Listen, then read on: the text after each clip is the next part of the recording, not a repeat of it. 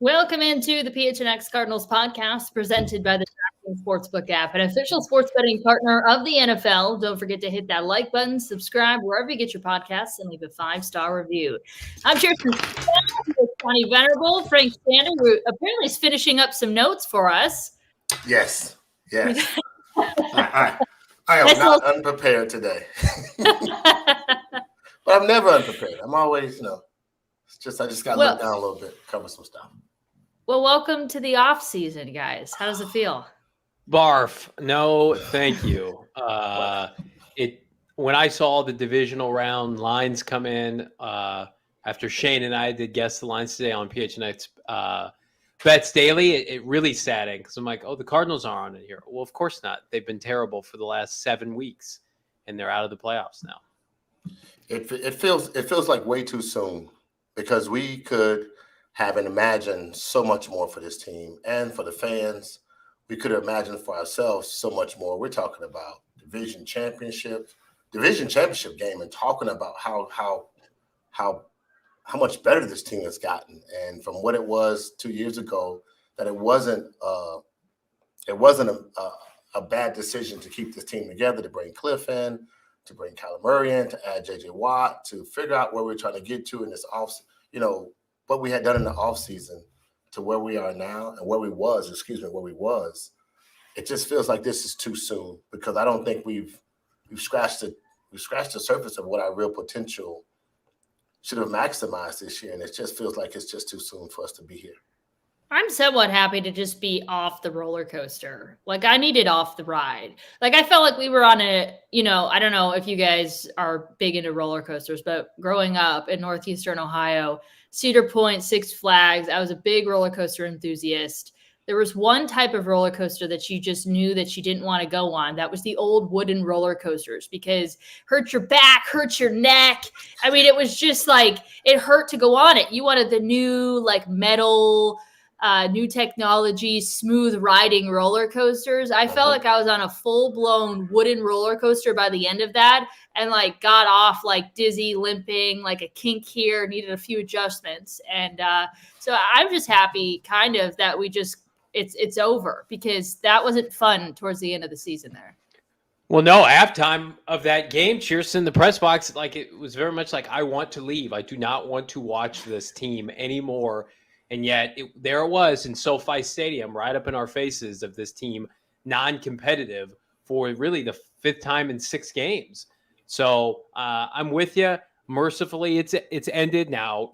Come April, May, June, we're going to be craving some football and hopefully some revamped Arizona Cardinal football. So we'll build up to that point. But yeah, it just I don't know what's worse. That, or you lose a heartbreaker that sticks with you for many, many months after the fact. Give me a competitive team 9 times out of 10, but this one, I think a lot of the fans felt the same way. Like, good riddance, end this season. We don't care what you say in your post game or your next day pressers. Like, we need some time, Cardinals. We need some time from you. I agree with you, Chierstin. I think that's a great analogy, because that emotional roller coaster we was on was, we just didn't know who we had. We didn't know what team who was showing up on from week to week.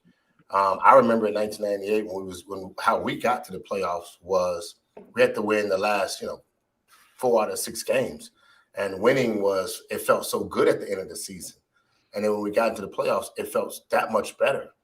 But what we were on, just that emotional and mental anguish of not knowing who was going to show up, losing to teams that we should have beat.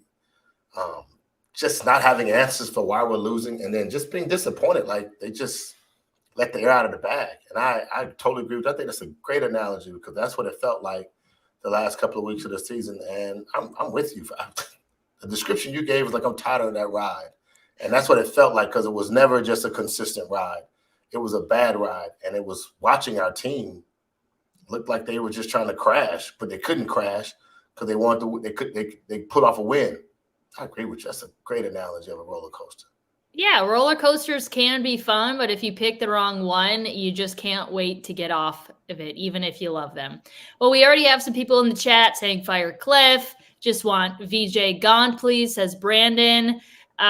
We talked at length about Cliff Kingsbury and his job yesterday. So I want to talk more about Vance Joseph because it was reported today by Ian Rappaport that he is interviewing for the Dolphins head coach job on Friday. So some people want to see him go, so they would very much welcome him being hired elsewhere. Some people just want him fired. Other people, and that's a small minority at this time, just, think that he should get one more shot. So should he stay? Should he go? And if he stays, where is the ceiling with Vance Joseph? Because you want to talk about, developing guys and, the chances that he's gotten and what he's done and scheme and record and this and that. There's so much to dissect when it comes to VJ.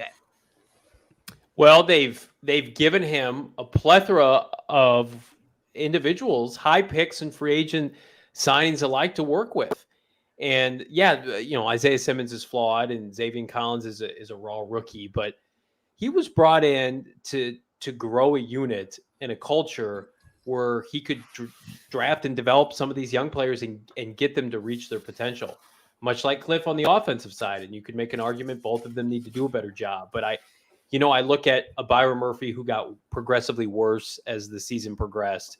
Really, outside of the two safeties in Budda Baker and Jalen Thompson, most everybody on the defense progressively got worse. And I would add Marco Wilson to that as well. That was a glaring difference because he was such an exciting player to start the season and was the reason that they didn't skip a beat when Malcolm Butler decided to retire. Was, oh my God, we got Marco Wilson. He's exceeding expectations. And he just didn't. I mean, he battled injury as well, but he just didn't finish. It was a downhill trend with him too. Yeah, and my only pushback is, he's a rookie. There's some leeway there. Byron's in his third year. Byron was the 33rd overall pick, and he was a liability at the end of the season, especially in the red zone. I mean, he gave up so many touchdowns. And you think about Steve Keim and all of their scouts put in all of that time, whether you agree with their picks or not, in the offseason, and they take players high in the draft and they want to see them play on Sundays. I think Vance Joseph is a good to sometimes great defensive coordinator. I think what he showed this year, taking the team on the road to Cleveland, coming back home, going 2-0 in the interim status while Cliff was on essentially the coach's IR with COVID-19. I think he deserves another shot to be a head coach, but I also think that what the Cardinals have is a disconnect in philosophy defensively from the players they draft and then what Vance Joseph wants to do. There are a lot of people, and I'm leaning this way as well, that they think that they probably should move to a different scheme defensively, a 4-3 scheme, and let Simmons and Xavier play their natural roles of Will linebacker and a Sam linebacker, because I don't think they have the personnel run a 3-4 right now. And that's why you're seeing Joe Walker play, and that's why you're seeing Tanner Vallejo play, and Jordan Hicks, the unquestioned starter for 3 straight years. So it's tricky because I think outright firing him would send a lot of red flags to coordinators that you might want to pursue. But then you look at the fact that they gave up almost 30 points, in their last 7 games on average. And that's on Vance. So I think best case scenario is he gets hired. I would not, after the hiring cycle is over, I would not dismiss the possibility of them potentially doing a parting of ways, not a firing, but something, a little bit more eloquent than that, and then going to find somebody. But you fire Vance Joseph, you better have a Vic Fangio or somebody like that lined up that matches with what you want to do from your personnel standpoint. So can I just pose one question? Yeah. Sorry to interrupt. What are the chances that Steve Keim just got the Xavier Collins pick wrong? Like, why does Vance Joseph then have to adjust and it gets all the blame for Xavier not panning out as a rookie? Maybe Steve Keim just didn't make the right pick. Well, but then I would definitely say that's a certain possibility. But I think it's the track record of sitting Simmons last year, and now you're sitting Xavier, and then Simmons isn't even playing 100% of the snaps in the playoff game. He was platooning with Tanner Vallejo. That to me is a huge red flag. I don't know how you handle that if you're Steve Keim, because you can't go into your combine press conference, in a month from now and talk to, reporters and media alike about your recent picks that don't play for your they said all offseason. Remember they said we got these 2 trees in the middle of our defense. That's all they said. I remember Yeah, articles that's on. what Steve Kimes said. Steve Kimes He's- was the one that said that. And he's number 2 to Michael no Bidwell. fan was happy that we got some linebacker that nobody knew his name from Tulsa when that pick was even made. And now everybody's all up in arms because he's not playing. Well, the ceiling with him is, I would argue, is Frank, higher you want to than say Terry something? Say it, Frank. I think that I want to take both of you guys' points, and I think they both of them make sense completely. I think that what you initially started out with, John, was the fact that, based upon the scheme and the players that we brought in through free agency, and some of the other players we brought in from the secondary were very good picks. Did it match Vance Joseph's scheme? Our defensive scheme was actually considered a 3-4 defense, but it looked like it turned into a 4-3 defense when you realize that you don't really have 4 actual solid linebackers to play the Will, Mike, and Sam roles. And I think that was exposed. I go back to what you just said, Chierstin, is that we talked about this earlier. If Zaven Collins not playing, then the problem is maybe he's not in the right system. He comes from a 4-3 defense. He's the Mike linebacker. He has all the skill set and the size of it, but he just didn't fit what we were trying to do. Now, barring the injuries of losing, Peters and Phillips during the season because of injuries as well as COVID, that has to change your defensive front. Then we lose Chandler Jones on the outside and Marcus Golden. Both of these guys are kind of flip-flopping between. So it affects how you start to call your game plan. Then we lose J.J. Watt. So that changes your front interior. We had Gardeck, Allen, Latour, Fatal. Like you, Fotu. Thank you, sir. I was like, I was jacking it up. I saw it. I was jacking it up in my mind. But I just say that's the difference when you have to watch. And this question goes back to Vance Joseph. He's adjusting on the fly, trying to get guys to play the positions that they're not capable of playing. Isaiah Simmons is not a 235-pound outside linebacker that can just stop the run or cover running backs at the same time. Those are challenges, and you have to have the right defensive scheme. Those things tend to get exposed. I keep saying this sometimes, is that wherever your weaknesses are, a good coordinator is supposed to expose that. And we were weak up front in the middle of the interior line because of those things we named earlier. Phillips, Peters, both of those guys had injuries. COVID showed up. That changed the narrative. JJ was playing inside defensive tackle when they really had him as a defensive end. That was supposed to happen. Marcus Golden was moving around. So Vance Joseph probably maximized his defense as much as he could, barring all the things that he had to deal with. Again, I go back to what you were talking about, Chierstin. Did we draft the right guy with the intent? This is another first-round draft pick that did not play, did not actually add a whole bunch of, power to what he was supposed to bring to the table. This is another pick that is on Steve Kimes when you realize these are first-round draft picks that just does not manifest under his watch. And you have to go back and ask, well, I think that from my perspective, watching what Vance did, he tried to maximize those guys. Outside of that, you're talking about the number, 11th overall defense in the NFL. And, that's not necessarily a bad position. What they could have been is one thing, but what we end up being is the number 11th overall defense under the tutelage of Vance Joseph.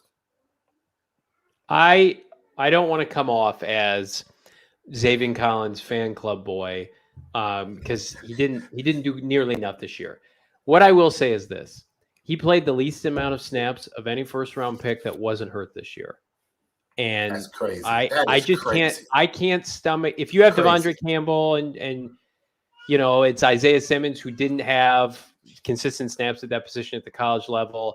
I can stomach it a little bit more. When you make it clear he's the starter, he goes through the preseason, he's doing the red and white game as the starter. He looks good at times. And he goes from that to just not playing. That's a Vance thing. And I get it. That's a Vance thing because they were a liability linebacker when they didn't play him at the end of the season. I'm gonna go ahead and throw this out there. The red and white game means absolutely nothing. That's not a real game. Well, but you had your starters on both sides. The Cardinals had he was a starter for the large majority of the offseason. he was a starter next to Jordan Hicks. And then, I think they gave him an opportunity to be a starter because that's what Steve Keim wanted, right? And he got his chance. And obviously something didn't pan out. So I'm mostly playing devil's advocate here just because I think there could be another side to it. All I'm saying, and this is the final point. I know I already kind of made it. I'm just saying it's funny how general managers make the picks, and it's up to, in this situation, a defensive coordinator to make it all work. And if it's not the right pick, the defensive coordinator is getting the blame here. I'm just saying there could be a possibility that Zaven just wasn't a good pick because, again, remember, he won media members and fans because of it over with his introductory press conference. He was saying all the right things. He was fired up. Everyone was, running with remember his phone call. He said something about a horse, something with Steve Keim that was like a funny quote. Like everyone was super excited after they heard him talk about getting the opportunity to come out here and play for Arizona. But outside of that, everyone was like, another linebacker? Who's this guy at Tulsa?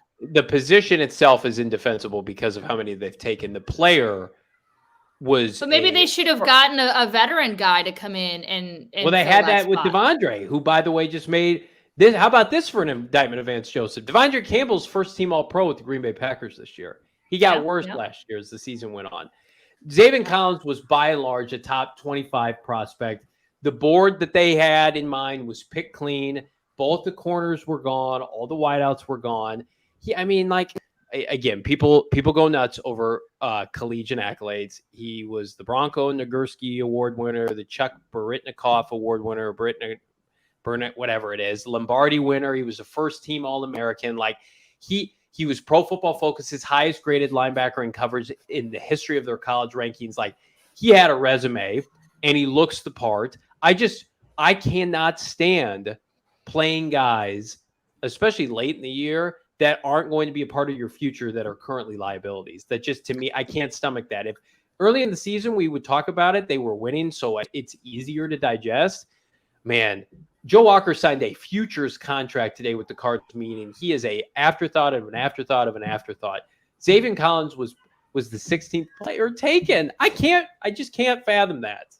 All right, I want to get to the comments because a lot of you guys have some thoughts on this. But first, we are on to the divisional round of the NFL playoffs. Unfortunately, the Cardinals not a part of it, but the DraftKings Sportsbook app, an official sports betting partner of the NFL, is celebrating anyway with a huge odds boost for new customers. Counting down to Super Bowl 56, you can get 56-1 odds on any team. If you bet $5, you're going to get $280 in free bets if your team wins. If you're not a new customer, well, hey, you can still get in on the action of the divisional round with same game parlays. Combine multiple bets from the same game for a bigger payout. The more legs you add, the more money you can win. DraftKings is safe, secure, and reliable. Best of all, you can deposit and withdraw your cash whenever you want. Download the DraftKings Sportsbook app now using promo code PHNX. You're going to get 56-1 odds on any NFL team. Again, bet just $5 and win $280 in free bets if your team wins. That promo code is PHNX. As always, it's 21 and over, Arizona only. Gambling problem? Call 1-800-NEXT-STEP. New customers only. Eligibility restrictions apply. See DraftKings.com/sportsbook for details. All right, Cardinals update says, wow, why is my screen so small? I don't even know. Oh, here we go.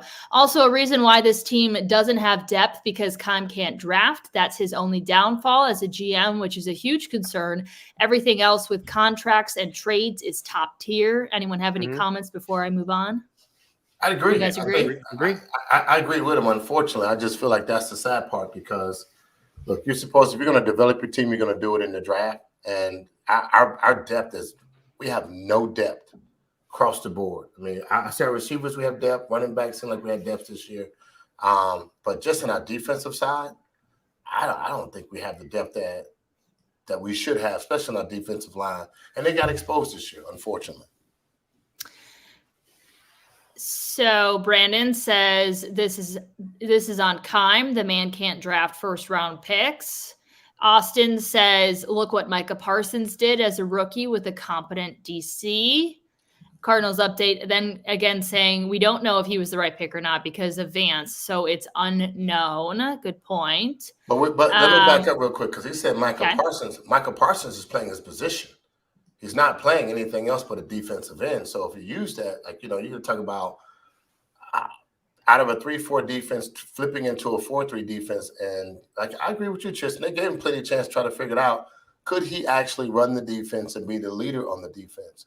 Make all the checks, make the right calls. That's what it requires you to do to be the Mike linebacker. You are the quarterback on the defensive side of the ball.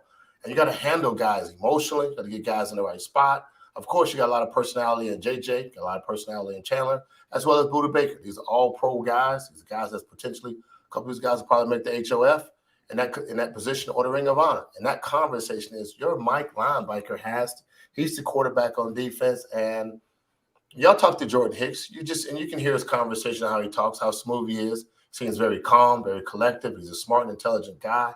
And that to you, I mean, that says maybe, again, Collins probably could have played another position, probably could have went back to the 3-4 defense, put him as a defensive end, let him be one of the pass guys that comes around the edges, maybe outside linebacker at the part. But there's some things that got exposed that shows why he wasn't the guy and why Jordan Hicks was the guy.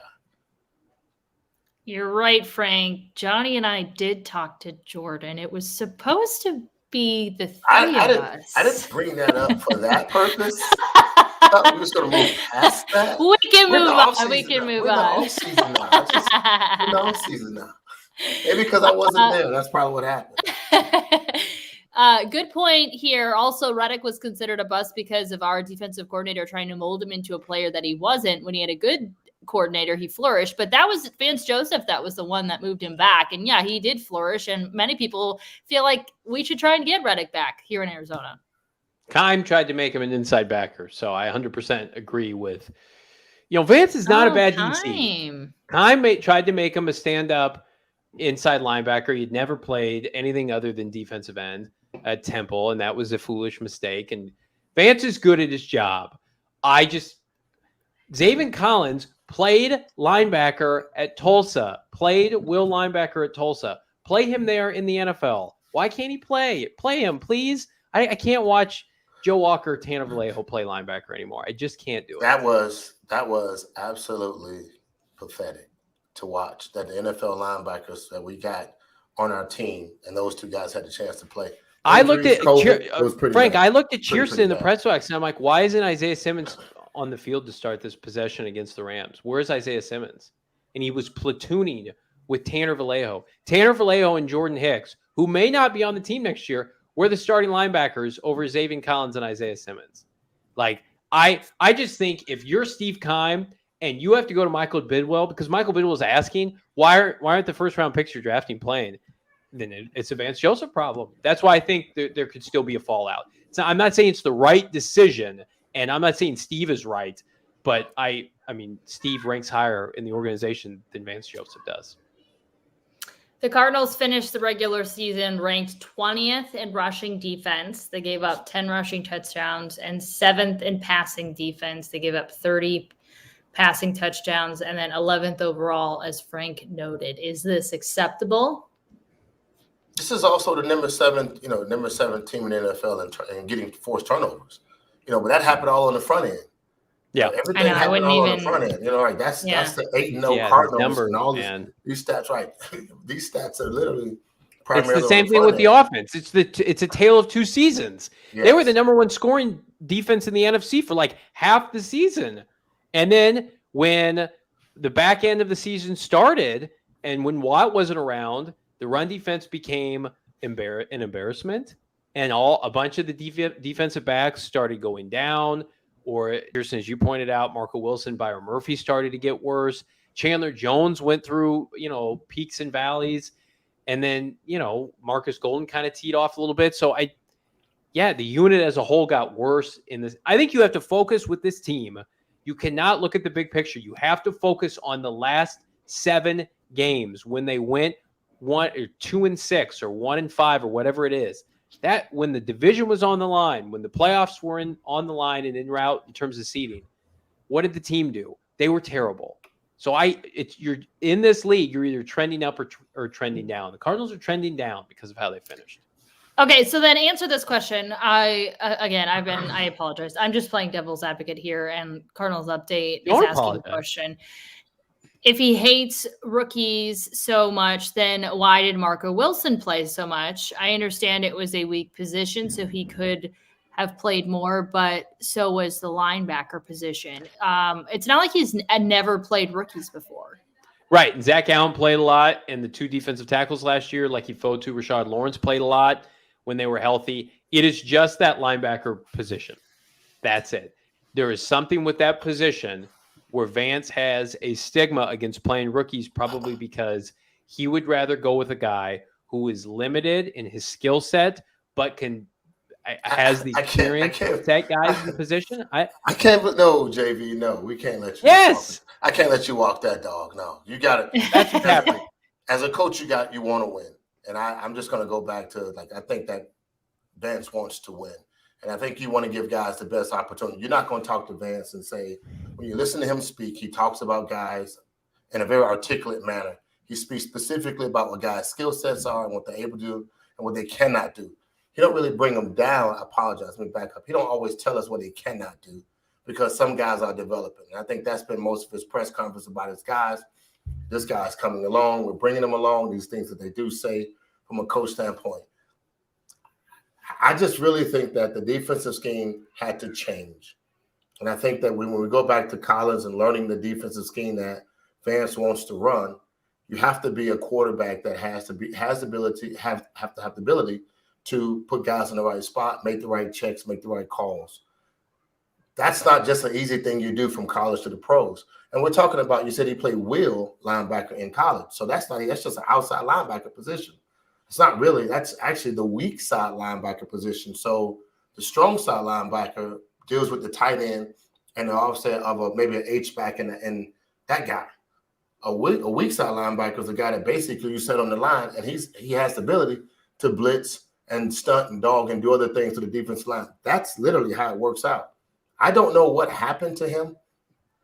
I believe in everything you said statistically about what he brings to the table. He will be a good linebacker for us in the future.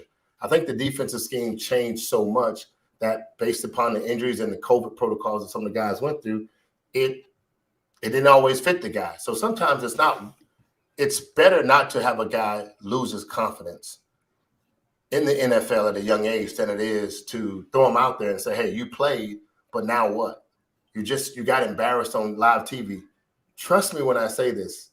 There's somebody on the other side that want to kick his butt, and just power drive him into the ground. Tell him in his face that your mama watching you on TV, and I'm doing this to you, and I'm gonna do this the whole game, dog. So keep coming back. You don't want to lose a guy. I'm serious. The goal is to steal your heart. That's the goal, is to steal your heart. And I have to respect that. I think that there's a part where he will be a good linebacker in the NFL and with the Arizona Cardinals. He just wasn't this year. And I don't think that's did VJ have a vendetta? I think that, like Marco Wilson, he proved that he could play. And when you prove you can play, you deserve to play. And if you can't do it, then it's my job to kind of protect you. That's kind of you have to do that. Like even when we had Isabella, when he was good for the first couple of weeks of the season, it was worth keeping him. But when you realize that you can't do it, you got to protect the guy's confidence and his emotions and making him look really bad, because you might lose a player for the whole, not just the season, you lose for the whole NFL career.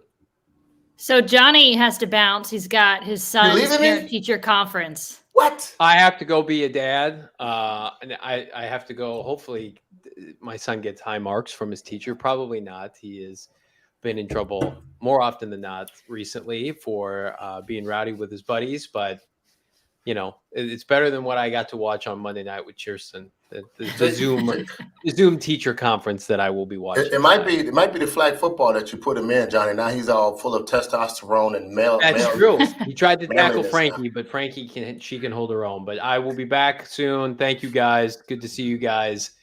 Parent duty calls. Bye. All right. See you, Johnny. See you, JV. All right. Elon says, Elon here just wanted to say the Cardinals regressed to a shell of an NFL team by the last game. I think a lot of fans are echoing that sentiment. Yes. And I want to transition into some free agent talk because a lot of big names are going to be free agents. And now is the time where conversations begin. Where does money go? Where does it not? And who do we keep around? Who do we not because of it? But first, Frank, did you know today was the day that we gave out the Kyler Murray jersey for those that were put themselves in the hat for the jersey giveaway on our Twitter? I saw that. Yes, I did.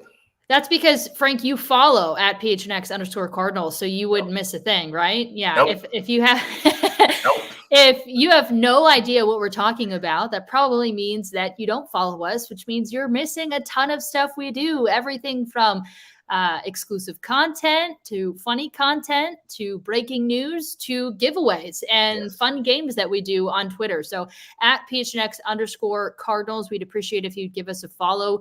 If you want to, we talked about how exciting this just being our first official season as a media company and everything that we sort of were able to create. And that includes the community we were able to create. If you've been following us along on this journey, have not become a member at gophnx.com, want that extra content that you get with being a member, want to become a part of our Discord, want to get a free t-shirt from phnxlocker.com, we'd encourage you to become a member, become an official part of our family.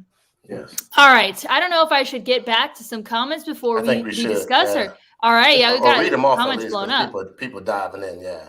My goodness. Also, Blair. Cardinal. Go ahead. You read it. Jalen Blair says Mike linebackers is a hard position to play in the NFL. I agree with him 100%.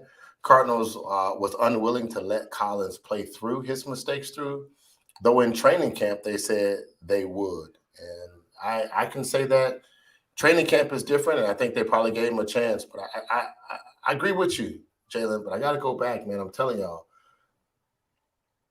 We drafted a running back, Leland McElroy from Texas A&M, who was the #1 special teams player and a hell of a running back from Texas A&M, and one of the best special teams skilled athletes to come out of college. We drafted him in the 2nd round. He got here. They tried to give him a chance to play running back. He struggled. They tried to give him a chance to be the punt returner, and a couple of times he dropped balls in practice. The coaches got on him so hard that by the time we got into the game and he dropped one ball, emotionally he was done. And it wasn't he wasn't a good play. He was just shocked because he felt like he had no confidence in what he was doing as a player. He didn't think he was doing what the coaches wanted him to do right. And so sometimes as a coach, which we don't see behind the scenes, I'm sharing this because I've been in the locker room enough with this stuff to see guys who you thought were great athletes turn out to be guys who struggled in the NFL. I can probably say the same thing. The NFL moves a lot faster. The guys are bigger, stronger, and it's 4 quarters of football. It's not like how it is in college when, Chierstin, if I go play a team, I'm probably only going to play 3 or 4 top athletes against that team. Right. Unless you play in Ohio State or Alabama or Clemson or something like that, or Auburn.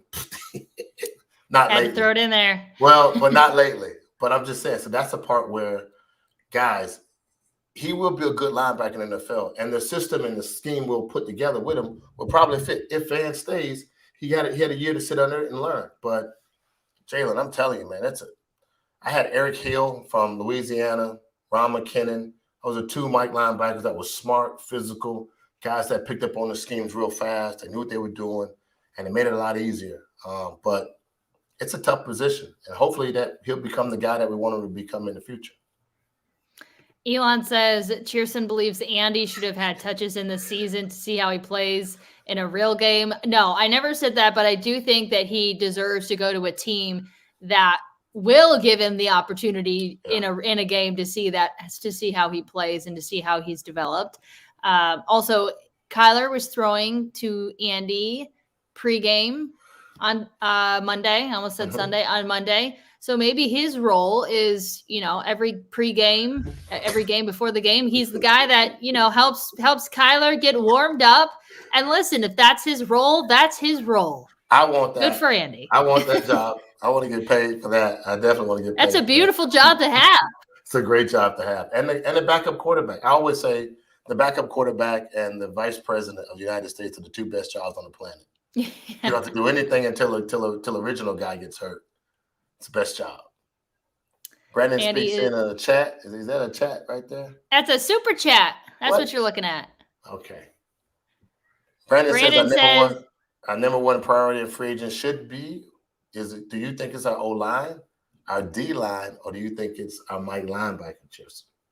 Well, I don't think – well, shoot. I mean, we don't know exactly what's happening at that with Saban, right? So if there's like an actual issue going on and for some reason he's not going to develop, Cliff said in his exit interviews yesterday that he expects Zaven to play a lot more next year, whether that's blowing smoke or just saying what people want to hear. I don't know. I would think that he's going to make big strides in the offseason heading into his second year in the league. And so I wouldn't even touch that Mike position. I agree. In terms of offensive line or defensive line, they need a lot of help on both sides. So number one priority, sheesh. And the offensive line, I feel like trended in the wrong direction too towards the end of the season. That was a unit as a whole that I felt was strong, and they just did not play well as of late. I'm going to say defensive line. I mean, geez, both units need help. I'll just say defensive line because they couldn't stop the run, but I'll say defensive line. They both need help. Well, they both do need help. I think that our offensive line has a little bit more length in the contract portions of their program or what they have going on. Our defensive line right now, we have guys in free agency that could literally decimate our entire defensive line, and we'd be starting over from scratch if they don't get these guys signed early or come up with a contract that will fit J.J. Watt's potential as well as Chandler Jones' potential, or we just have to move on from those guys. So in the draft, I like O-line because I believe that we're going to have to find a way to protect Kyler and give him and put him in a position where he feels 100% confident in his offensive line. Defensive linemen, based upon the scheme that you're playing, and whoever's coaching the defense, we have to get guys. We can find ways to move guys around, but you need somebody to protect Kyler because he's our number one player right now on the team. Yeah, I would say maybe offensive line more so in free agency than the draft. NFL AZ Cardinals says we need to spend money on our O-line. History shows we also suck at drafting them. Jalen says number one priority has to be right guard.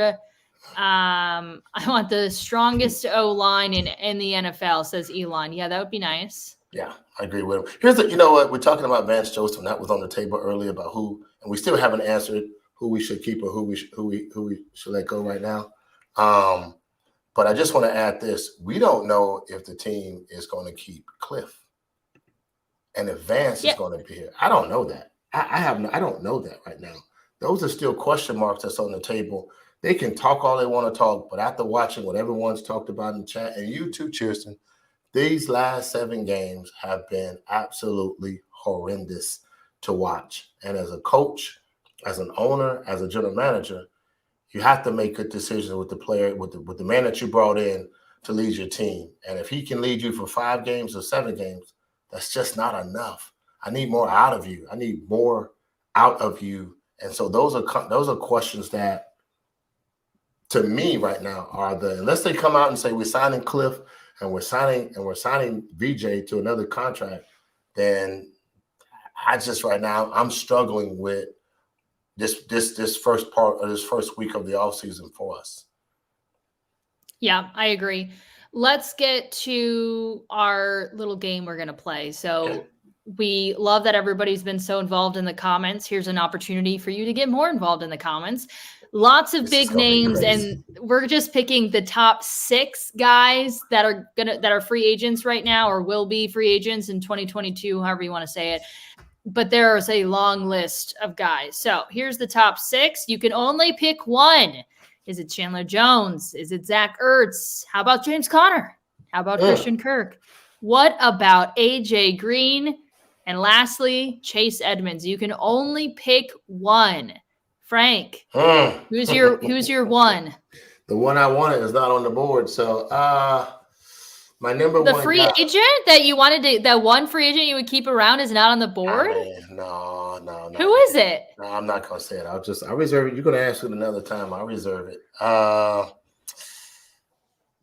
I think the locker room is a sensitive situation right now because I feel like that they didn't have any direction the last 7 weeks of the season. I believe that Zach Ertz is up on his contract. Yeah. Really? Yep, he's up. Yeah. Oh, I mean, he's gonna ask for so much money. We're not gonna be able to pay him. But if you listen to him talk yesterday in the exit interviews, I know he was wants to be saying here. everything that would suggest he wants to be here. Yeah. I wouldn't deny it, but Max Williams he was playing really well at the end of the season. He's up too. I know. So if I have to, I'm keeping Zach Ertz. It's hard to find a tight end in the league that is healthy, can do the stuff he does. I think he is an X factor to what we can bring to the table. But I gotta go with Zach Ertz in this situation right here. I love tight ends. Tight ends are the X factors in the NFL. They kind of balance out defenses. And if you have a good one and you're using them properly, I'll keep Zach over any one of those guys right now. He'd be my top priority sign. For me, it's really hard. I go back and forth between Zach Ertz or James Conner, and I don't think you could go wrong with saying either one of those guys. They played such a role in what the Cardinals were able to do on offense. Zach Ertz came in and even with Max Williams playing as well as he did, Zach Ertz just didn't skip a beat, scored a touchdown on his very first game as a Cardinal. I think he had more receptions or targets than anyone since he was signed. And so such a big part of this team. He's obviously talented, but also a leader. You can't, on a team that everybody's talking about lacks leadership, he is a leader in the locker room. But you know who else is James Conner. So I'm just going to have to go with James Conner. While he was out, the Cardinals missed him.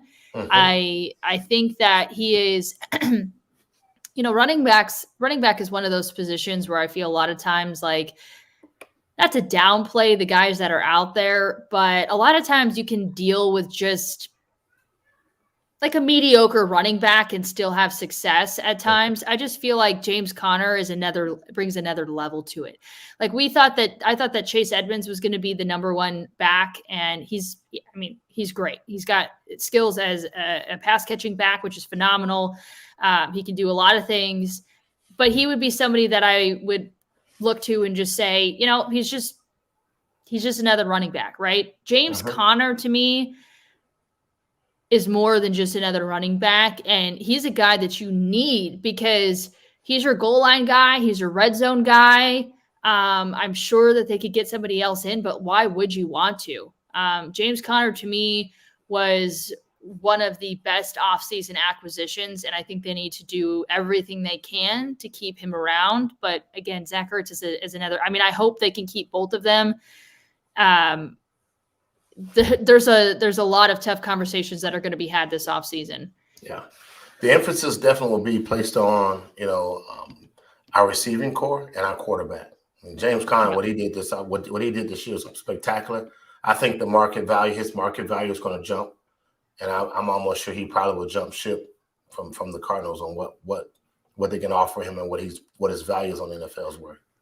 I hate to hear that. I know. Like the unfortunate part is when guys have good seasons, that increases their market value. You're right. Yeah. Elon says James Conner, no decision. Jalen says Chandler Jones. Can't have Watt as the only great pass rusher threat if he gets injured. Agree. I think you might be able to see what else is out there, depending on what. Because remember, Frank. Remember Chandler Jones originally asked for a trade in the offseason because he wanted a long-term big money deal, and I don't think that he is going to accept unless he's like takes a hard look inside and says, I underperformed this season. It wasn't up to my expectations. Unless he's able to do that and say, okay, for that reason, I get it. I'm willing to accept less than what I originally was after. Then maybe we'll talk. But I don't know that I would pay him anything extra to keep him around. Anything extra in terms of what you feel is his value. Cardinals update. I think it has to be between Ertz or Connor. Both help with red zone offense and gives Kyler a safety blanket. I agree. Mm-hmm. I did think that, those are my first two, which I would have picked Zach Ertz as well as CJ or JC. Yeah, who's this mystery guy that's not on the list? Oh, but my mystery guy went back to the two guys that I'm still not sold on right now. You guys think I'm playing. I'm not sold that they're sold on Cliff Kingsbury and Kyler Murray right now. That conversation is a hot topic, and you have to wait to see which guys that you're behind the closed doors they're willing to deal with, and that is, does Kyler fit Cliff's system? Does Cliff fit Kyler? And if you had to get rid of both of them, who would you replace him with? And how much money value can you get from on in the league right now? And if you're willing to do that, you have to bring in other people that will be conversationally better than. And I know it sounds crazy. I know I'm talking stupid, right? Yeah, I know. But the NFL does a bunch of stupid stuff when you have a lot of money to play with, and you have draft picks that you could sell. Well, so you're going above and beyond the free agent talk of who's because Kyler's that wouldn't be a free agent till next year, I believe. But I agree with you on that. I'm not sold on Kyler Murray whatsoever for a lot of reasons. He still has a ton left to prove. We've been getting a lot of questions just on social media asking whether or not he deserves that $40 million contract that he's after. People said they shouldn't pay him. I think that's crazy that we had this conversation of not paying a Pro Bowl quarterback his money because he had a bad game. They didn't do that to I can name several other names of quarterbacks that got paid and they stunk consistently. And when they got their money, they stunk. So it's not like that's a conversation to be had. You pay based upon performance and the position. You have a Pro Bowl quarterback. You pay for performance and the position. And right now, the top five at that position is making somewhere between $32 and $42 million. Yeah, Kyler ain't top five, though. That's for sure. He's not in that conversation. That's not true. Let me tell you something. Kyler played 14 games this year, and he's in the top 10 across the board. Across the board, he only played 14 games. He might not be in the top five, but he's a starting quarterback in the NFL. That's a Pro Bowl quarterback. How's he going to take something less? He's not playing like your boy over in Cleveland. No, I don't think he will take anything less. I'm just saying if it gets down to the end of so he's got one more year, right? And it's potential. I would say if he has not shown that he truly is worthy of that kind of contract, I say the Cardinals move off of him rather than pay him that money and keep him around. He has a lot to go, in my opinion, a lot farther to go. He historically has facts. He has stats. Historically, that's the best at that position at 5'9". He's a Pro Bowl quarterback already. Didn't you say that you weren't sold on him and you want him to go? I'm saying just your pick. I didn't say I'm not sold on him. I just said that I just think that I would sign him. I wouldn't let him go. I'm just not sold that the Cardinals in the upper management are sold on both of these guys based upon the way this season has ended. And that's my concern. And then you have leadership conversations about Kyler right now, and that's unfortunate. So, first off, I would say to Jalen's asking Chierstin, what does he have to do to prove it? Well, first off, Kyler was another guy. I mean, first off, Kyler looked like the moment was way too big for him on Monday. And I keep wanting to say Sunday. On Monday. I think he still has to improve in terms of his pocket presence. We talked about what are you doing? Why are you taking 30 steps back and getting sacked for a loss of 20, and obviously I'm being over dramatic about it, but I mean, there's That's still some parts of his game that I have questions about, and the biggest one is his leadership skills. I mean, if we're still talking about this after year 3, it's a problem. And if it starts to bleed into other players across the league are talking about it, and there's a question of, leadership at the quarterback position is such a big deal. And Frank, you know better than me. It's such a big deal. And when adversity strikes, when you hit the postseason, etc., you've got a guy that's sitting his butt on the bench. He's not getting up. He's not rallying his teammates. He's not sending a certain message. He's more of a me guy. When he's such a perfectionist, he wants to do well. There's no question that Kyler Murray wants to do well. There's no question that he wants to go play in a Super Bowl. I'm not doubting that. But I am doubting that when that doesn't happen and things fall short for him, does he crawl into his shell and get ticked off about it? Or does he pull himself out of it and lead his teammates the way that they should be led? So there's what I need proof to me for sure. It will be it will be on display, and that's why I say I have to be patient with some of the things I'm answering, because I feel like it's not sold yet that these are the two people that we're going to keep. So I agree. Miguel says, I agree, Kyler may not be a top 5 quarterback. I just lost wherever that was at. But don't forget who also led the team to a 10-2 record. That O-line didn't help Kyler at all this year. That's true. So it's all good. We'll figure it out. But I like where we're at right now. I do.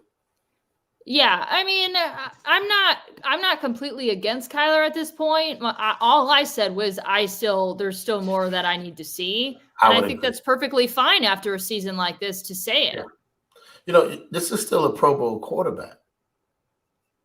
Like there's only 3 guys that get picked for that. So not to be a top 5, there's only 3 guys that get picked for that. Right. So everything else we're talking about, the league recognizes how great he is. There's other things I agree with you that he needs to improve on, but we have a really good quarterback. I'm just not sold that everyone's sold on him upstairs. If there could be a bargaining chip for that conversation, because this is the only reason why I said I'm nervous about the Kyler situation, is because I don't want to have another Dak Prescott conversation. How it was, you didn't want to sign him and you put him through that process of having to play out a year and it ended up destroying the locker room, and the Dallas Cowboys suffered for that. And I just don't want to see that happen with the Arizona Cardinals because you have a disgruntled quarterback who's supposed to be your leader. That would be. I agree. So yeah, I agree. But all right. All right. Let's take a moment here. We'll get back to the comments, but let's take a moment for a message from the Arizona Department of Health. Children 5 and older are eligible for the COVID-19 vaccine. The vaccine is the best tool that we have to reduce the chances of getting sick with the virus. The COVID-19 vaccine can reduce the risk of being hospitalized. It can also reduce the risk of dying from the disease. It is safe, free, and highly effective. COVID-19 vaccines are available throughout the state of Arizona. You can visit azhealth.gov/find-vaccine for a location near you to help make sure that we are all healthy, that we all stay out of the hospital. Again, you can visit azhealth.gov/find-vaccine for a location near you for your free vaccine. It is the best tool that we have to reduce the risk of being hospitalized or dying from the disease. azhealth.gov/find-vaccine. All right. What comments were you looking at here, Frank? Sean Murphy says, I don't see any better option. Not opposed to re-signing him, but I don't blame them if they don't is all I am saying. If they don't, they don't blame if they don't sign him. So Jalen Blair says, hey, and he made both of these Pro Bowls on original balloting, not as a replacement, which is another great point. So I mean, this guy, look, we got a good quarterback. But what Chierstin was asking for is who could we sign and not lose as a free agent? Going back to Zach Ertz, my guy, she said James Conner is her guy.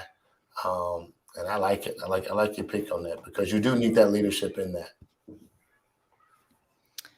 All right, let's get to our final segment here, which is, Newman wants to say hi. Hey, Newman. Hey, Newman. Look at him, y'all. Look at my dude. Luckily, Newman doesn't bark. He's a good boy. You don't He bark, doesn't do bark? you? No. What kind of dog No. is that don't bark? I mean, if something is like threatening him or whatever, but he usually doesn't bark. He doesn't bark for no reason, which is good. Like random sounds and stuff like that, he's good at that. Or other dogs, like he's quiet, he keeps to himself. Okay, let's get to our final segment, which is the Bird Gang Blitz mailbag. We've got some tweets that we pulled from our viewers, as always, and we've got 4 minutes till we hit an hour here, Frank. So let's try and see if we can wrap this up in about 5 or so, because we like to keep our pods at about an hour. Okay. What's the chances Sean Kugler gets the boot? This is from Sean Marks, our loyal listener here at PHNX. Offensive line had a lot of mental mistakes in the run game without James Conner. Conner's sheer will probably would have been non-existent. Don't mind the Sean on Sean hate. We don't mind it. It's a great question. Sean Kugler, a guy that got a ton of praise to start the year because he also was elevated to run game coordinator, which I actually think was an improvement from last year. But yeah, the offensive line that did suffer a ton of injuries. But up front, you on both sides of the ball, every single team, it's just the nature of those positions. You're going to deal with big time injuries, COVID related absences. They dealt with a ton.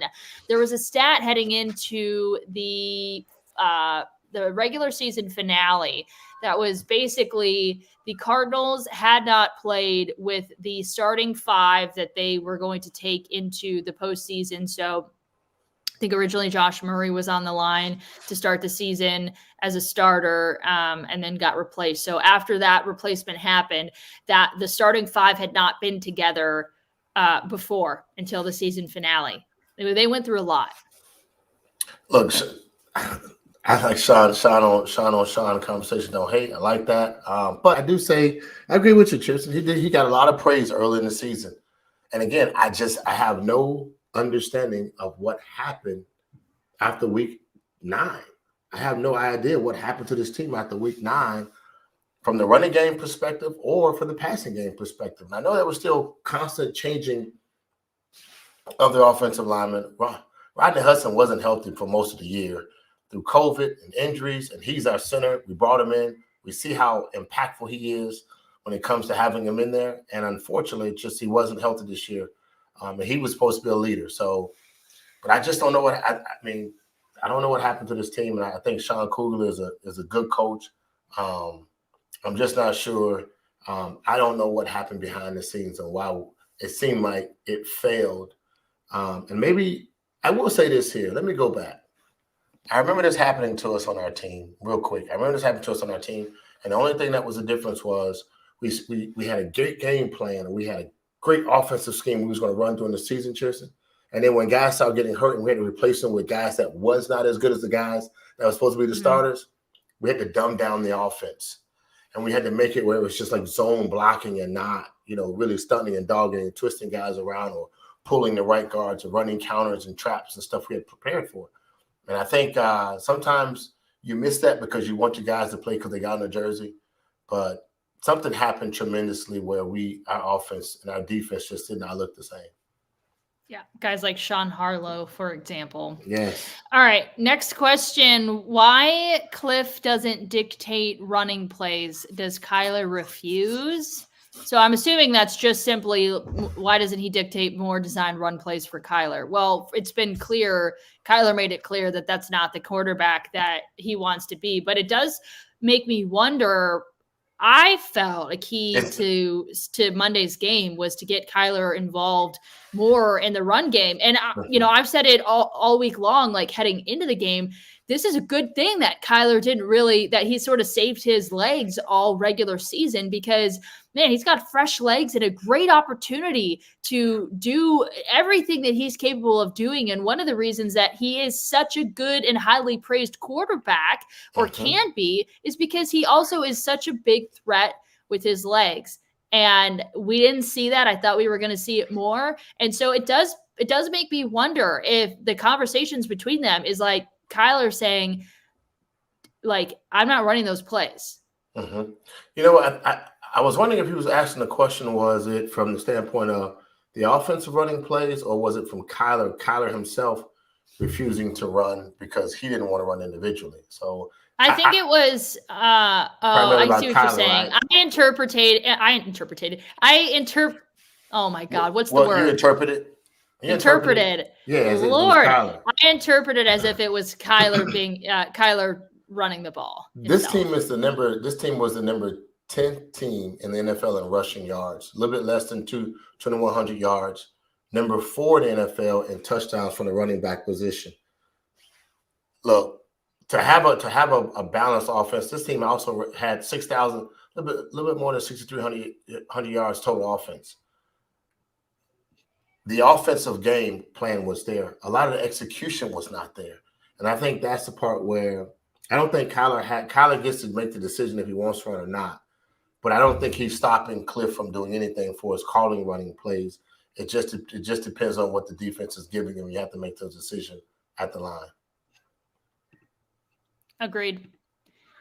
All Mm-hmm. right, let's get to our next question from Ray. I'm convinced no one is getting fired. Vance might get a head coaching job. Yes, we talked about that. So outside of staff, what side of the ball needs the biggest improvement? Just a general question, offense or defense, which one needs the most improvement? Quick answer, defense, just because we got a lot of pieces that are some of our 2 biggest pieces that might be gone between J.J. Watt and Chandler Jones.